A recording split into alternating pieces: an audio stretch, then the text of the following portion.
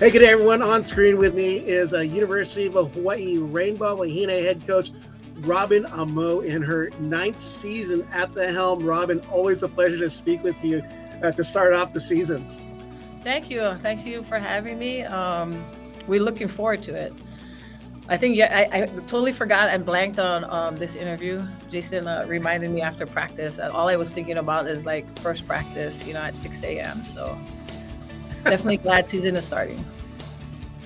Well, we know you're a hardworking coach, very charismatic, and you get the job done, and that's why you're at the helm. And I wanted to go back and look at the 2024 season because fantastic finish, winning the Big West Women's Volleyball Championship.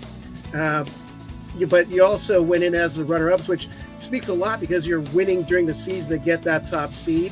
Receive the automatic berth to the NCAA National Championship. But gosh, quite a finish. What are your key takeaways from that season? Key takeaways, I mean, the number one thing, I think that our team just kept fighting, and we just kept fighting. We didn't have, really a lot of depth in our roster. We only had 13 girls. The same girls, kept playing like over and over every game. So, the wear and tear on the body. But I think the key takeaway is the fight, and that comes just the culture of, Wahine volleyball. That's the one big takeaway. Our team definitely went up and down, like 5 sets here, 5 sets there, had some losses that, we probably really didn't want to have. But again, just building on that, on the losses and kind of knowing where we want to go. And at the end, we pulled it off and very happy about that. One thing I've realized about the players that play for you is, those say give 110%. Almost the sense that I get when I see them playing is they're giving like 150 for you. Now, what is it about the culture that makes them play above and beyond what people would expect them to?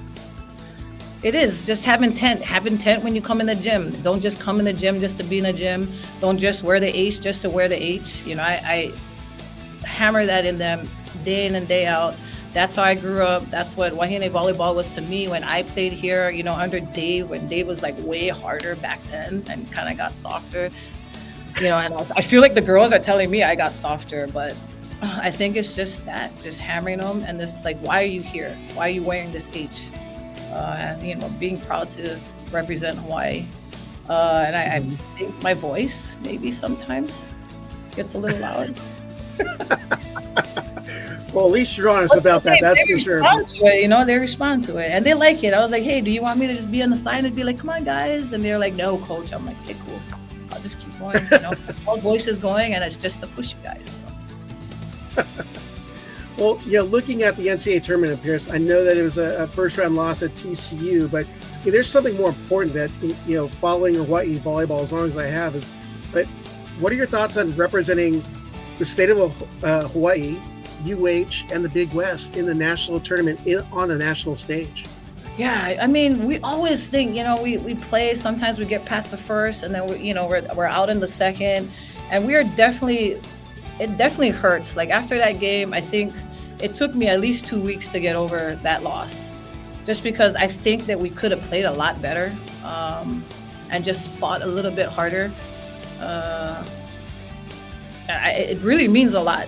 Like we're not just representing Hawaii, now we're representing like our conference, like in the national tournament, and we want to put on a good competition.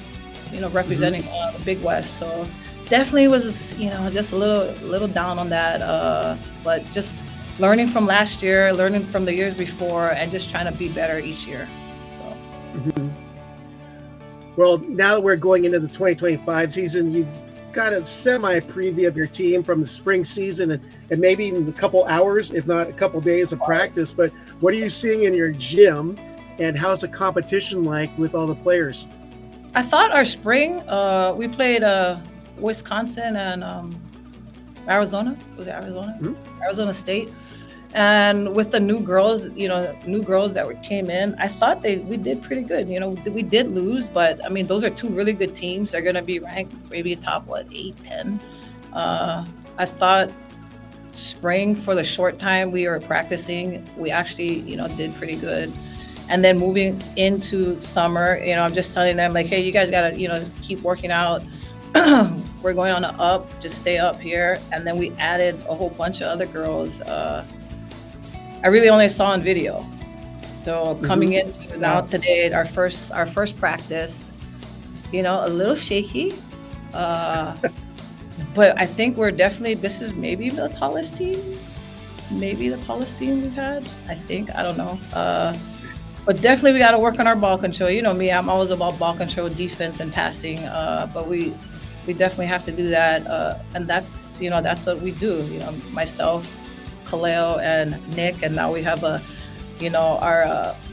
he started as a practice player. Now he volunteered, and now we, got him on the sidelines as assistant coach. So that's us. And we're gonna just dig in, and hopefully within 3 weeks we come out with some more people having ball control. We still have a couple of weeks to prepare, that's for sure. But one of the things that is wonderful about the Hawaii program is it's best known for its family or Ohana culture. And you being a mom, when you see your athletes, how does it feel when you see your athletes become like older sisters to your own children? Oh, it's so awesome. I just got my kids back on Saturday. They were away for the summer, and I just got them back. And the girls, they treat the kids like my kids, they're like aunties to my kids. My daughter's like growing up, so now my daughter's like up and up with the girls, and she's just a yapping, but they're so awesome. And each year, if I get 13 girls, I had $13 extra last year. This year, now we have 16 girls, so kind of take them in, because my daughter's freshman now. In 4 years, she'll probably go to college, and whoever, she goes to, I would really hope that they're like me, they take them in. And sometimes I'm like mom. I'm like, hey guys, should do that, wear this, don't wear that. But it's cool. I have other girls, the older girls, like the ones that graduated, and they still keep in touch. So yeah, that's wonderful. Let's go to our 2025 season here. You got some key returners and some good pieces to really build off of. Can you share a bit about who's going to be coming back and who's going to be wearing the H for you? Let's go. Let's start with, we got Millie, our freshman middle coming back. That girl is a grinder, all summer. She's just asking, what can I do? What can I do? I think she's going to be one to watch.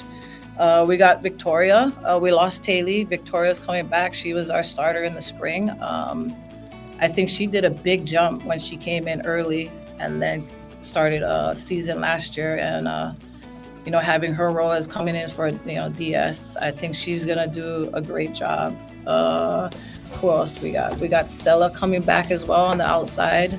I was waiting for her. You know, she didn't swing that much during spring, but she did work on all her defense and her ball control, which did come up. Yes, I'm looking for her to play all the way around. I think last year she played a couple times all the way around, not so much, but looking for her to play all the way around. You know, Tali's not here yet. Tali Haka, she's not here yet. She's still playing with her national team. She'll be here, I think, August 12th, maybe. Her as well, you know, she's getting all that experience playing with, you know, international teams. Looking for her again to be all the way around. And then Adri's coming back. Adri was back already. And then we had Audrey come in. And those two guys are, I mean, they're so competitive, and they're, you know, going to try and one up each other. So, yeah. Sounds like a good competitive nature in the gym there for the Rainbow Wahine. It is. While making it. I just have to add that, you know, if Victoria Leyva, she's got quite a few highlight clips as a DS, and if she's in as a libero, she'll be getting more because she is a phenomenal defender at that back line. She's got some viral video online, so a good pickup or great athlete on your squad there. Wanted to look at some of the girls you have come in, some new faces you're going to have on the Rainbow Wahine. You have quite a few transfers, and I'm going to ask you about one particular after you start talking about the ones you've got, the other ones. But can you share any about these transfers you've got coming in and the potential of them seeing time on the court? Okay, so I'm going to start with Bree first. She's a middle blocker. She's gonna be a senior middle blocker. I think that's like a breath of fresh air. Just having some seniority on the squad, and I mean she's doing it all.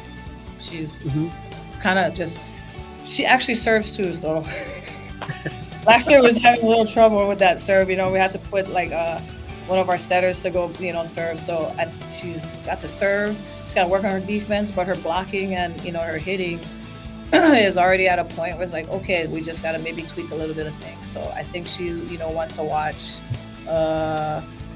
Let's see who else we got.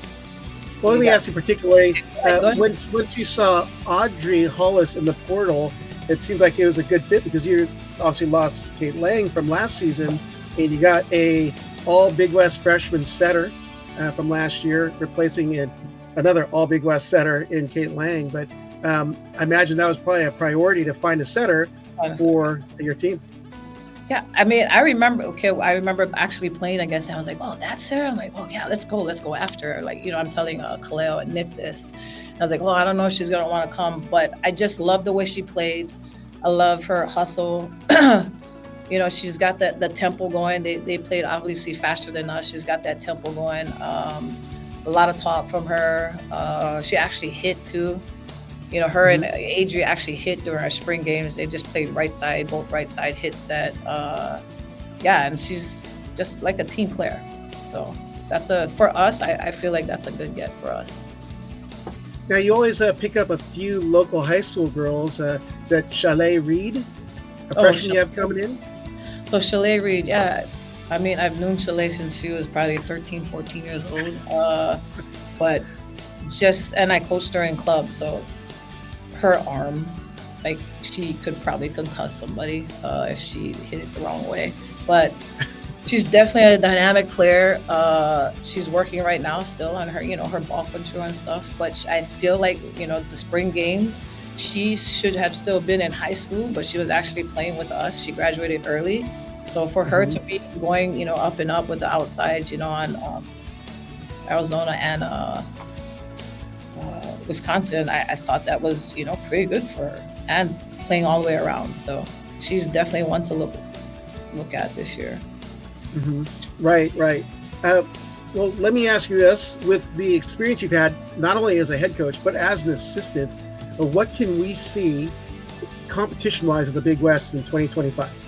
You know what? I feel like the Big West is actually rising. Like there is more teams here that like last year, it was like, okay, these guys, we won against these guys lost against them. It was like a one loss and, 5 setters. And so I feel like the conference is getting better, and then now we're leaving the conference. So I feel like it's definitely rising. And one final question. Coaches are putting in work. That's what I say. Yeah, coaches. Well, one final question for you, and it's kind of the one to probably be angry at me because it's one of those off-the-cuff type questions. That they're asking the coaches to do only the bold prediction in the Big West, something that you think we could see this year in the Big West. That could be shocker, attention grabber. I don't know. I'm not doing that. I feel like all the coaches, everyone is dialed right now, and they're gonna all get their teams playing, the best they can, and that's so awesome, That's my prediction. It's gonna be again just up and down, wins here, losses here, and I think the tournament is gonna be pretty awesome. Excellent. This is Robyn Ah Mow, University of Hawaii, the Rainbow Wahine. Looking forward to catching you here in 2025. Oh, thank you.